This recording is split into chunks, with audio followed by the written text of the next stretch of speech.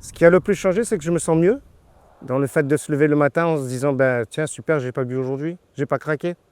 Je suis fier de moi tous les jours.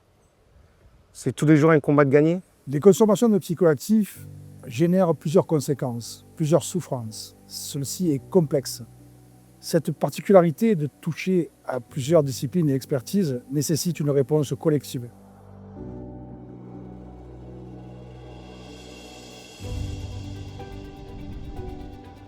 Donc moi c'est Rodolphe, 33 ans, ça va faire 3 ans que je travaille chez Veolia.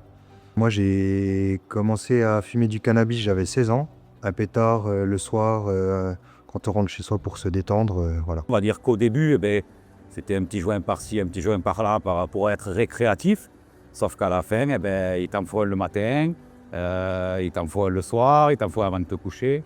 Alors concrètement, je sors des quartiers, donc je fume depuis que je suis très jeune, depuis mes 17 ans. J'en ai 43. C'est devenu en fait comme la cigarette. À un moment donné, tellement on en fume comme des cigarettes, on ne se rend pas compte spécialement de ce que c'est en fait. Tu ressens pas en fait. Tu le ressens pas. Ça devenait quotidien. C'était je sortais du travail, j'allais au magasin. Comme si j'allais me promener en bord de mer ou tu le ressens pas.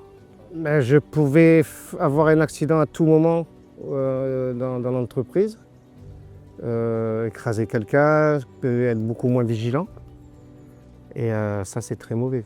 Je suis équipé de collecte, faut avoir les yeux partout. Mais c'est vrai qu'on est sur la route, on est un peu, qu'on peut se retrouver. Voilà, si on n'est pas en tant que chiffre avec d'autres personnes qui risqueraient de nous blesser, quoi. Je m'appelle Nicolas, je suis maintenant responsable d'équipe, service fontainerie et hydraulique. Et j'ai commencé, on va dire, en tant qu'employé dans les tranchées, manœuvres. Je n'en avais pas conscience, pour moi c'était banal. Pour moi, j'ai pas eu le déclic. Le déclic est arrivé quand on m'en a informé. C'est se dire, c'est une prise de conscience en se disant, t'as un véhicule qui est logoté, qui est floqué au nom d'une société. Nous, on a cette confiance-là vis-à-vis de toi pour te laisser un véhicule tous les jours. Comment tu peux être en sécurité de toi et la sécurité des autres si tu consommes? En fait, la démarche avec Lionel a été toute simple. Il a fait cette formation et en plus, il nous fait prendre surtout conscience des risques qu'on peut avoir derrière. La méthode s'appuie sur plusieurs axes. Le premier est celui de la formation, sortir les gens de l'obscurité en leur donnant de véritables théories et apports théoriques pour qu'ils puissent avoir une chance de vraiment s'en tirer. La deuxième vise à les accompagner de manière à ce qu'ils aient dans leur entourage proche, les réseaux de proximité, qu'ils puissent avoir les interlocuteurs pour sortir de ces addictions. La troisième est également de mettre un cadre, car ne n'oublions pas que nul n'a plus besoin d'un cadre que celui qui l'a perdu. Parce qu'en fait, un matin, je suis venu au travail et il y avait un contrôle inopiné au niveau de l'alcoolémie et j'étais positif. Après, ils ont mis en place une démarche que je devais suivre, donc c'est pas évident comme protocole à suivre, mais une fois que tu es dedans, il faut y aller, il faut foncer. C'était un contrat d'engagement de 3 mois et je devais prouver, et grâce à son aide, que j'étais capable de m'en sortir et d'arrêter. Le contrat d'engagement vise à mettre plusieurs professionnels à disposition du salarié testé positif de manière à ce qu'il se sorte de cette situation périlleuse. Si tu fais pas le travail sur toi-même, tu pourras pas tenir 5 semaines de cure. C'est pas possible, c'est impossible. Dans ma tête, en fait, je me suis dit, il faut que...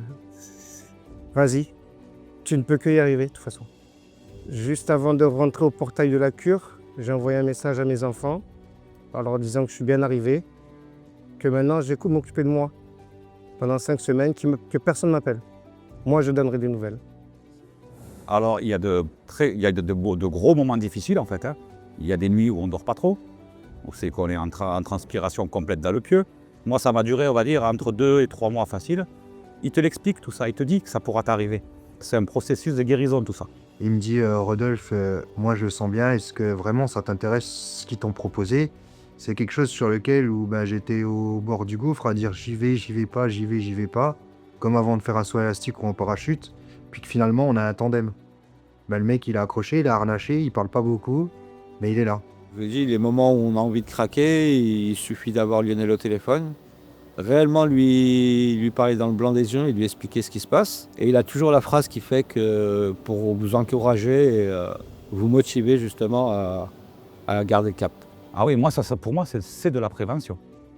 Pourtant, en 2018, quand ils sont arrivés, c'était pour moi au début de la répression. On vient aider quelqu'un, on ne le lâche pas. On n'est pas là pour faire de la répression. Ce n'est pas un gendarme sur un rond-point. On est là pour un accompagnement. Je me lève le matin, j'ai plus mal à la tête.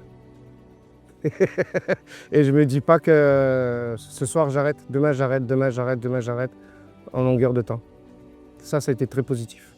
Ça a fait 1 an et demi, un peu plus, que j'ai arrêté. Et la première chose qui m'a choqué, c'est de refaire des rêves.